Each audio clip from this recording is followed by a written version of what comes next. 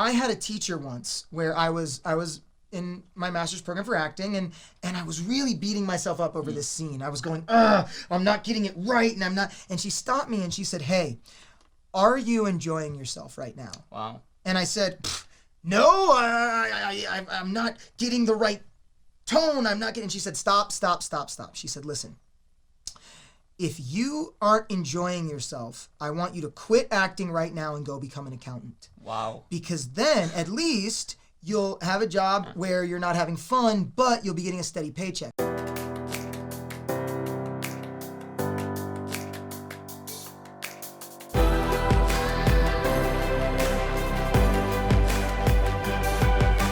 This is BetterWealth with Caleb Guilliams. Hey everyone, my name is Caleb Guilliams.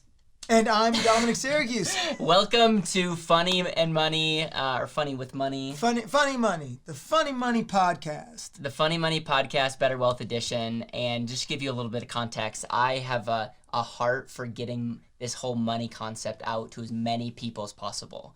And I have a good friend here, Dominic, which is a different Dominic than you've heard of. He's not a BetterWealth coach. It's true. Comedian, actor, has an incredible story. We're actually going to delve into that. But the heart of this is we're going to create a series about life insurance, compound interest, paying off debt. We'll talk about credit cards. We're going to talk about all kinds of money topics. And I'm going to be talking to Dom, and he's going to put a funny twist on it. But quite frankly, it's just the heart of it is to educate and to have you better off for having been on this channel and to just learn about money. And I love to laugh, and I also want to make this relevant. Yeah, absolutely. So ultimately, as Caleb said, I'm a stand-up comedian and I'm an actor, and I'm also so financially illiterate. So I actually got a hold of Caleb and said, "Hey, can you teach me how to not suck so bad with money?" And he said, "I tell you what, how about we just film it?" And so we're going to make a whole show out of it. I'm super excited. So let's give them a little bit of context. Yes. I met you because I was actually, this is going to get super confusing, but we have a BetterWealth coach here named Dominic. Yes, not me. Different Dom. Different Dom. We like to call him 2.0. That's right. See, and to make it even more confusing, we're brother-in-laws. Yeah. So the other Dominic is actually my brother-in-law. We met at the wedding of him and my sister, and I officiated the wedding, and I also got up, and as my kind of gift to the bride and groom, I did a stand-up set about them, about their love and their life and everything. And Caleb came up to me, and it was super, it was great. It was the coolest meeting ever. Well, I think it was like, you were hilarious, by the way. And in my head, I'm like, okay, you have many jokes about you being broke. Yes. But you are the most gifted communicator I've heard. Like, thank you. Why are gifted communicators broke? I don't understand. Well, yeah. And so I think I was like at the wedding. Like, this is classic Caleb. I'm like, dude, you're hilarious. Let's talk about how we can make you money. Yeah, it was so crazy because I'm used to people after I do a set coming up to me and congratulating me and saying that it was funny, and that's what I thought it was. I see Caleb come over and go, "Hey, you were very funny," and I said, "Thank you so much," and he goes, "Have you ever thought about how much money you could make off this?" That's just how my mind works. Right. I can't help it. And I'm sitting there going, I've dreamt about it. I've prayed at night, hoping money would just fall into my hands over this. But the thing was as I talk about, I was always so obsessed with the craft. I never thought about how to turn it into something extremely lucrative. And so we started having a conversation, and Caleb said, your big quote that still sticks with me is he said, "Listen, you are your greatest asset." Yeah. And he said, "There's absolutely no reason that you shouldn't be monetizing this. There's no reason that you should. There's no reason you should be broke." Right. I mean, let's be honest. You're gifted. Well, and I very much appreciate that, but I've fallen into the same trap that so many artists fall into, which is the starving artist mindset, where we are so educated on our craft. Yeah. And nobody's actually sat down and taught us how to handle money, how to make money. And because of that, we suffer. The joke is, as a theater major, the two things you can do are wait tables and die in poverty, right? It's like a very impractical. It's almost like when you get infected, they call it the bug, the theater bug. When you get the theater bug, it's almost like a terminal illness because you're like, oh, great. Now you're going to be, poor for the rest of your life because you're insistent on doing this craft of your passion. Oh, go on. Well, and the funny thing was what I realized through talking with Caleb is that I went to 7 years of schooling for theater. I have a master's degree in it. And not once did they teach us a thing about money or business. Yeah. They taught us, I could give you a whole lecture on Greek theater. I could tell you the life story of William Shakespeare, and I could give you a breakdown of exactly how to portray every emotion effectively on camera. But what I can't do is I had to look up even what the word asset meant when you told me I was the greatest asset. I said, I think, it's like, was he swearing at me? He said I was a big asset? What was that? And so I had to Google even that. Yeah. And then as soon as I did, this light bulb went off in my head, and I thought about, one, all of those artists out there that I know that are brilliant. I mean, absolutely brilliant artists and talented people who are so broke because they just don't have this knowledge.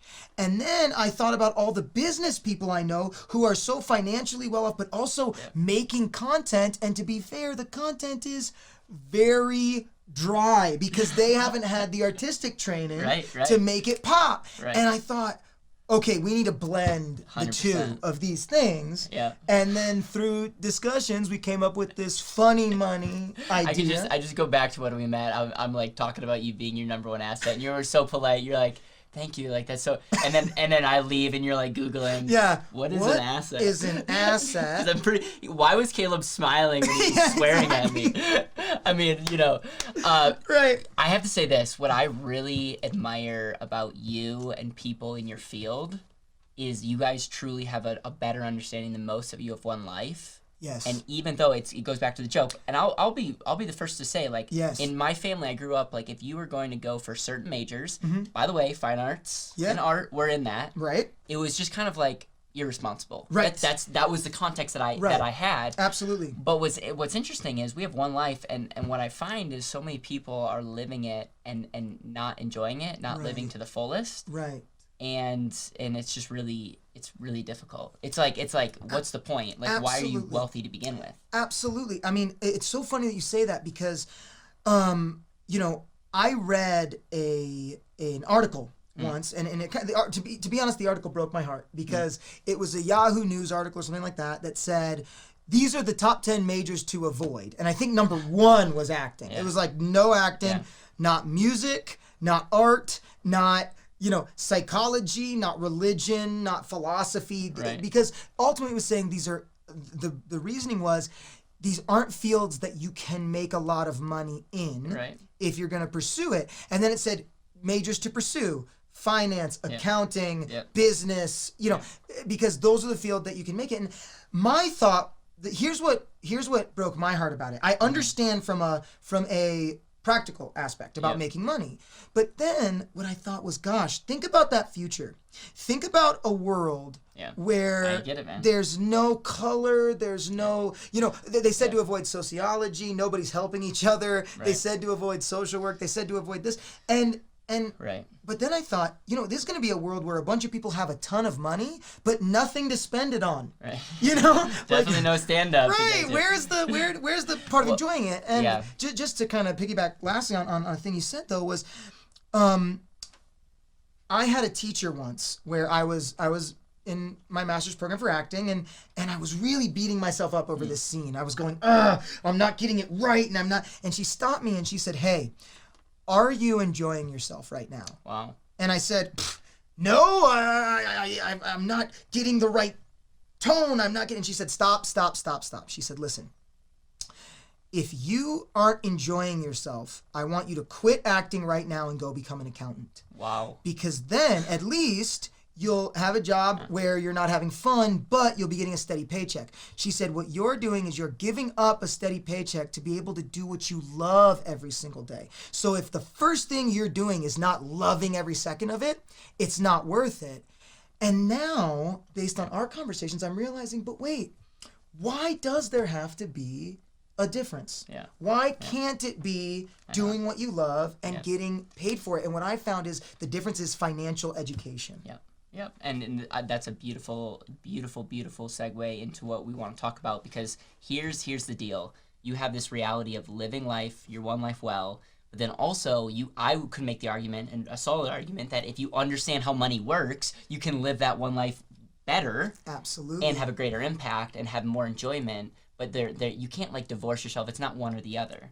It's both. Why is my book called The And? Yes. Because I really believe that we need to embrace these both things. So funny money is essentially this. If you're listening to this, thank you. Yes. But this is going to be a series on YouTube. We are taking YouTube to the next level. And what I want to do, and I'm just repeating myself right now, but what I want to do is talk about money concepts and make them easy to understand, but like, let's, like, if I'm talking and I get too jargony, like, you'd be like, hello, like, right. What is an asset? I don't get this. Well, and here's the great thing, is that where you and I intersect, right, is that I had the same view of money that a lot of people have of creativity. Right. And what I mean is, people think you're just born with it. Like in the creative field, people think, I mean, so many entrepreneurs, so many business people who go, I'm just not a creative person. I'm just not an outgoing person. I'm just not a charismatic person.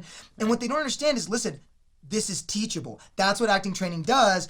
It teaches you the tricks to present yourself in that way. And what I didn't understand being a creative person was that money's the same way. I thought that here's how money works. Either you're born with it, or one day someone comes up to you and goes, hey, I'd like to give you $1 billion. Yeah.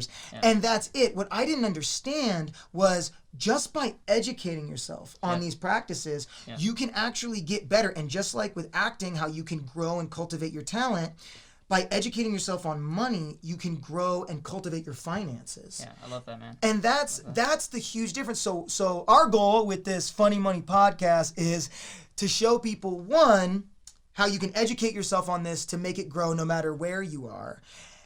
Not only with money, but also with living your dreams, living your passions, these things. It's a learnable, teachable craft as well. I love it. So let's do this. I want to get your story, okay, because I want people to have context in who you are. Okay. I also want to promote your YouTube channel, what you're doing, okay, what you're doing in the business world. And just I think there's some really cool things. So we'll take that. You don't got 50 minutes, bro. This is the second time we've recorded this. I spoke so much in the first recording that I broke the camera. So this is our second. My terabyte of gigabyte, they're just like, oh, it's all gone. Yes. While I don't have a wealth of money, I do have a wealth of words that I'm not. No. So the quick abridged version about me is that I've been an actor my entire life. It's been my passion. It's been my calling. I can't even tell you when the first time I wanted to be an actor was, because as long as I can remember, it's what I wanted to do. Yeah. And I mean, I even remember I did my first play at 8 years old, and I remember at that point feeling like that took too long. Right. Like, I'm finally in a play. I'm almost retired at this point, you know. And so it was a calling, much like I'm imagining you with finance. Yep. Right? Very much so. Your whole life. I didn't understand how money worked at 8 years old, but I understood that I wanted to keep it. I was very stingy. Right. And I remember seeing a picture of myself when I was 2 years old, and I was on this kind of high rise making this move, and I asked my mom what that was, and she said, you would just do that. She said, we watched a movie, you would find the closest thing you could stand up on and just start reenacting the movie, you know? Yeah. So it was always a calling, and it ended up, I did it all through middle school, high school. I ended up getting a full ride scholarship to college for acting, which was a blessing, and it's all I ever really cared about.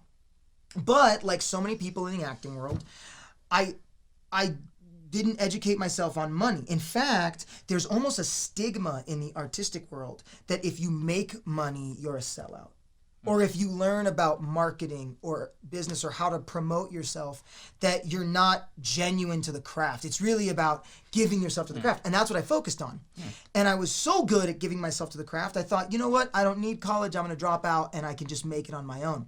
Here's the problem though. Because I wasn't educated on money, I didn't get a chance to go make it on my own because I was too busy dying of poverty. I was like so many artists out there. I was living in my car. I was sleeping on buses. You're making the stereotype for a real thing. I was making the stereotype real. I mean, I didn't even know how to make a simple budget of my monthly bills. Well, talk about credit cards. This Oh shocked my me. gosh. It's like, explain the face that I was like. Yes.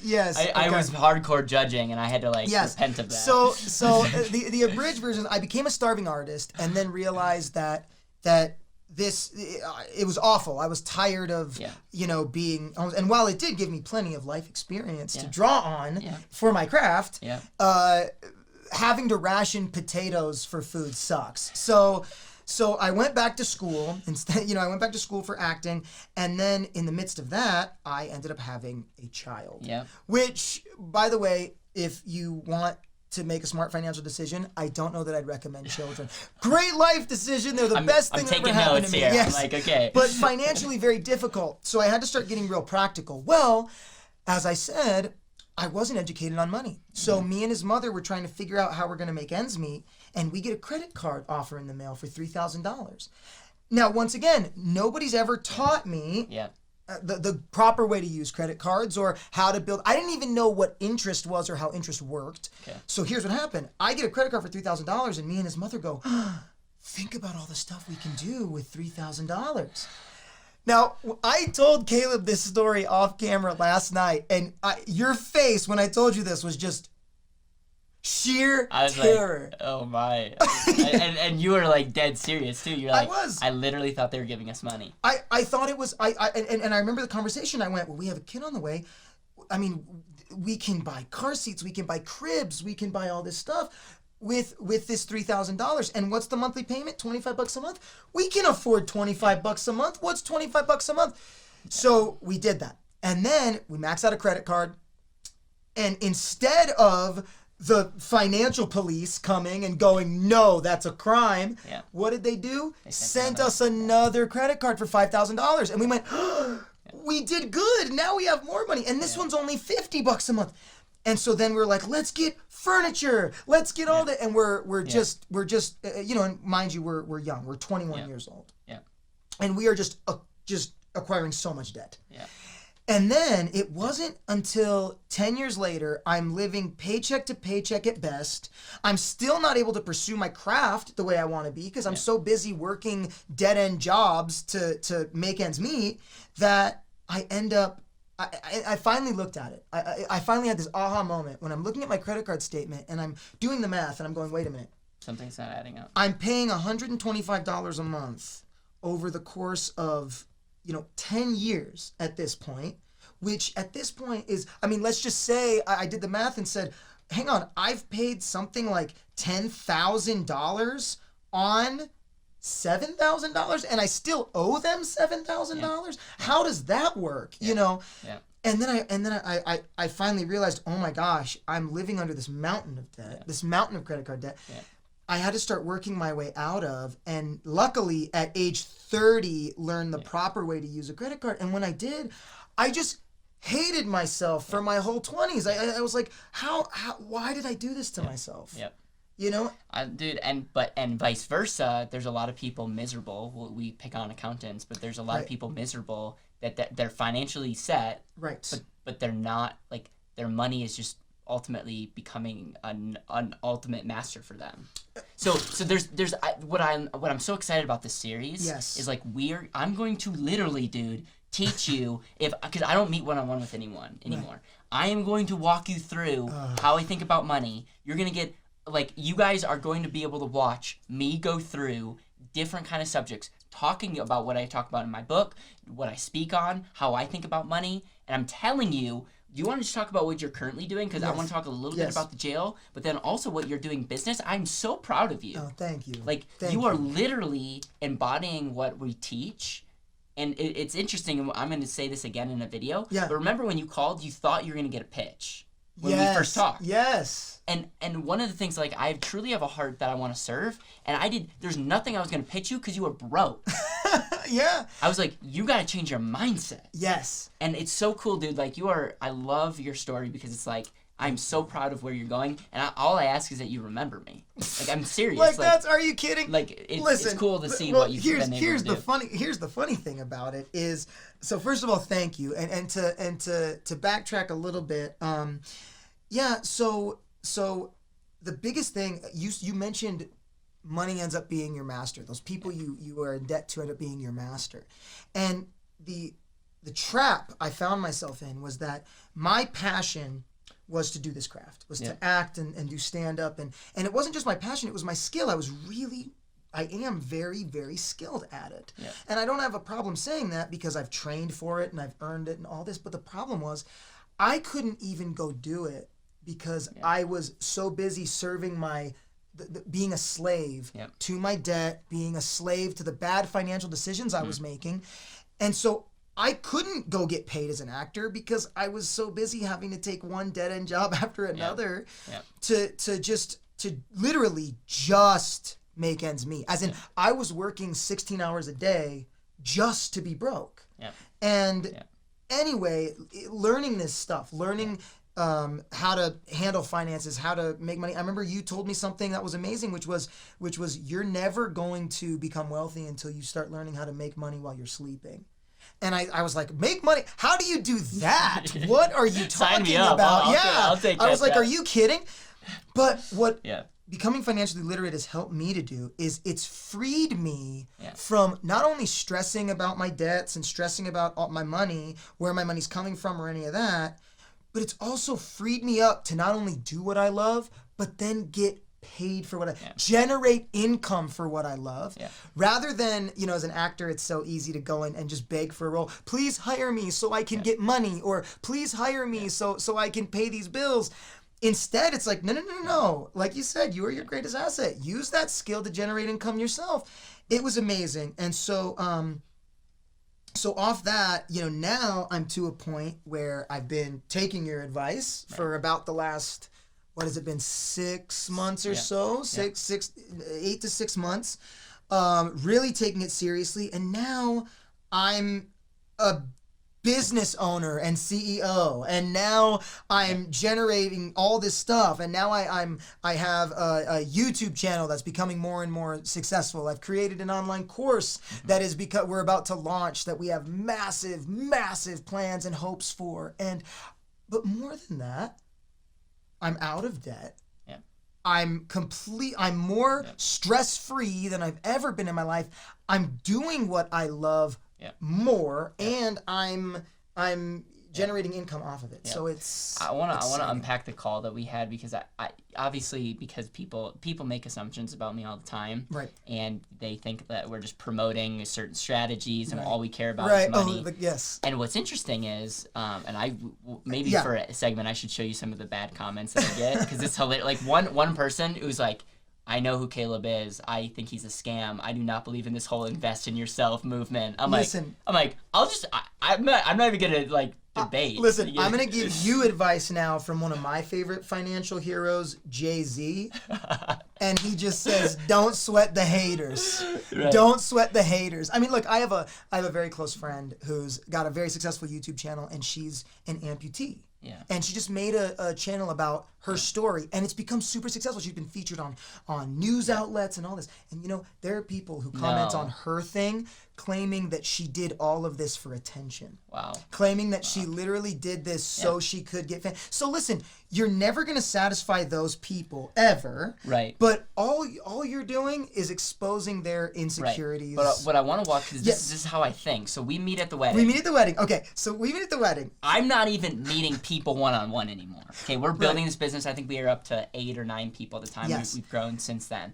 And I just see raw talent. And quite frankly, I was like, I'm going to do something with this guy. I want, we couldn't help but think, all these opportunities. And you obviously were somewhat impressed, but you talked to Dom and you're like, is this guy legit? Right. And we got on the phone, and you were semi-thinking, because I think I gave you a book, right? Shipped did. you a book. Yeah. You're like, is Caleb going to, like, pitch me on this acid thing? Right. And it was just so, like, I think at the end, you're like, Caleb, like, how do I and I'm just like, dude, you don't, like, I'm weird. I want you to be wildly successful. I never thought this was going to happen, like, we were going to do this series, but, like, I just, like, dude, like, I didn't want to sell you anything. I wanted to get you to where you are now. And then, by the way, the growth that you're going to experience, and this is why the series is going to be so interesting, is, like, I want you guys to understand how I think about money, because I'm not saying that I'm super, super smart. I've learned from some really, really smart people. Right. That just understand basic economics and money and value. And so that's what I want to pass on. It's not like memorizing some equation. Yes. And so the cool thing is, if you can walk out of here being able to teach this, I'd become wildly successful. Yes. Well, and okay, so here's the whole thing from my perspective. Yep. Caleb comes up to me and says, "Hey, you're so funny. That was really, really good. You're so talented." I said, "Thank you." And he goes, "How much are you getting paid for this?" And I'm sitting there going like, I'm sorry, does getting a free meal count as getting paid for something? Because that's about what I do. And he goes, "No, that's ridiculous. You are far too talented," and everything. He says, "My name's Caleb. I'm an author. I'm a wealth coach and all this stuff. I want to check out my book. Here's my card." He's like, "I want you to call me." And right away, I'm going, okay, first of all, he looks 12, so I'm not sure. And this is coming from someone who also looks 12, right? So I'm like, okay, I'm not gonna, put him down for that. But I'm going, how much could this guy know? So the first thing I do is I go up to Dom and I go, "This Caleb guy, how legit is he?" And he goes, "Dude," he's like, "that's the guy to talk to about anything finance." And I was like, okay. So I Google you, and it's like, I see author, speaking around the country, all this. And then I'm going, okay, I'm going to give him a call because this is an amazing opportunity. However, I'm fully expecting a pitch. Totally. I'm fully expecting at the end of this, like, well, if you give me this much money, I can show you how to make your business grow. And I go, okay. So I get on the call, and first of all, you're just the kindest dude. Absolutely zero ego. You're just hey, what's up, Tom? Like, I'm like, hi. Like, we've been friends for years. Right. And then we talk and everything, and you're just like, listen, here's the thing, you're super talented. There's no way you shouldn't be making money off of this. I just want to show you some tricks that you can use. Can you set up a Skype call? And I'm going, okay. Sure. And then I'm like, this is where the pitch is gonna come. So then we have a Skype call, and you're asking me about, my business and my as a stand-up and ways to make money. And all of a sudden you're going like, have you thought about a YouTube channel? Have you thought about an online course? Did I give you Expert Secrets? Yes. You told me to read Expert Secrets by Russell Brunson. You told me to read the Dream 100. Yeah. You said check that out. You said look into this kind of stuff, ClickFunnels, all this kind of stuff. And then no pitch came, and I stopped and I said, okay, Caleb, I gotta ask you. You're super, super kind. You don't have to be taking these calls. I know that you speak all around the world. I'm worried that I'm like wasting your time here. I'm like, what can I do? How can I thank you for this? How can I pay you for this? He said, you can thank me. You can become wildly successful because I know you can. And you said at the end of the day, you're like, I just want to surround myself with good people and make good connections. And I thought, what an amazing dude. So I took you up on it. Right, and you executed. I executed. Like most people won't. Well, and so the first thing I did was I said, I'm going to take my stand-up and I'm going to put it on YouTube. Because, I headline in LA, and I work a lot in this one club, which pays well, but LA, I used to think starving artists were starving because they had to suffer for their crafts. I realized they're starving because they live in LA, and it just costs. For a room as big as this, you're going to pay $2,000 a month. It's so expensive. So, you're not able to kind of make a living off of it. And also, you're lucky in LA if you play for 100 people. So I thought, well, if I make a YouTube channel, then, even if I get more than 100 views, more people are getting exposed. So I start a YouTube channel. I start working on it, being consistent with it. It becomes, it gets some traction. Off of that, I start getting booked around the country to do stand-up gigs. I ended up getting booked for a stand-up special in my hometown. We did 4 shows in 3 days in front of, 600 people a pop. It was amazing. And then Caleb goes, all right, now you need to start teaching people. You need to start teaching people the things that you know, this craft. You need to make an online course and all this. And I say, oh, okay, I suppose I will. And at the time, it was kind of serendipitous because I had been making my living in Los Angeles teaching acting to prisoners in maximum security prison. Yeah. And I got through that in the master's program I was in. They had an outreach program that went to teach these things just as a way to express your emotions positively. It was so effective. They asked me to become the official anger management teacher in the Los Angeles Sheriff's Department. And I just used my acting training to teach emotional intelligence and behavioral therapy and things like that. And through this, there was a CEO of one of the nonprofits that worked with us that said, hey, can you teach me? I have to do a speech in front of these potential investors. Can you teach me these acting skills so I can do it confidently? So will you take a look at my script and show me how to, teach me these ways so I can be effective in front of these people? And I said, sure. And I coached her. We went in. She ended up nailing a $3 million deal with an endorsement with Snapchat, and they paid for this. And then she just said, "All right, you're my guy." So anytime she had to film a video or do a speech, she would have me coach her. And I started thinking, well, business owners and entrepreneurs, everybody's putting themselves online now. Everybody's filming themselves like this for podcasts, but as we said, the business world and the acting world are completely separate. So everybody's putting themselves on camera, but has no on-camera training. And to be honest, it shows.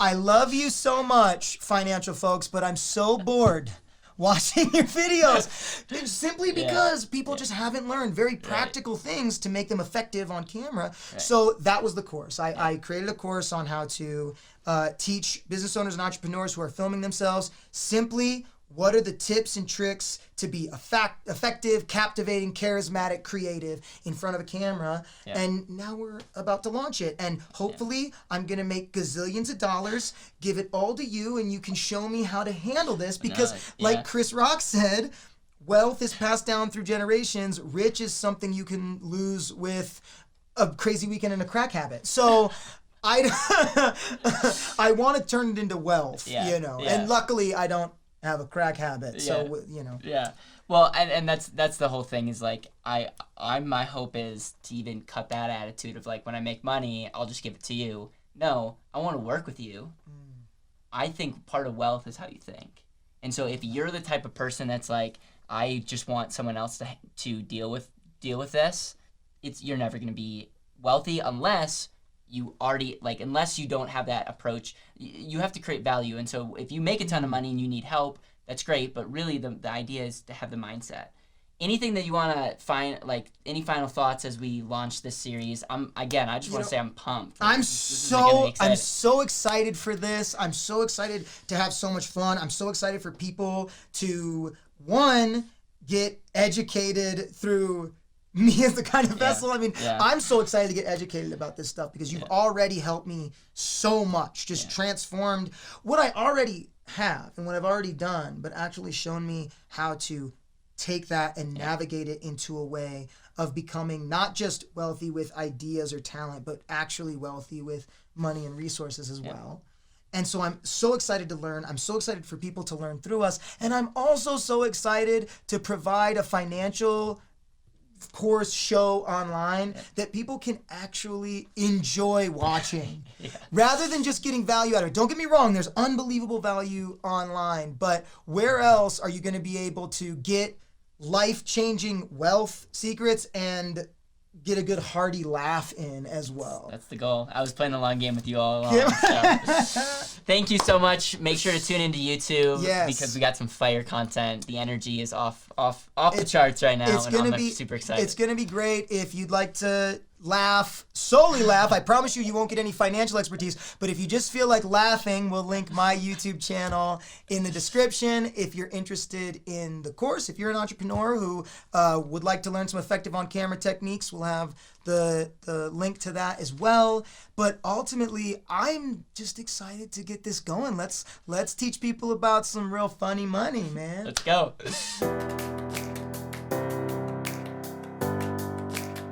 Thank you so much for listening to the BetterWealth podcast. It would mean the world to me if you could hit subscribe, leave a review, and share this with the people that you know and love.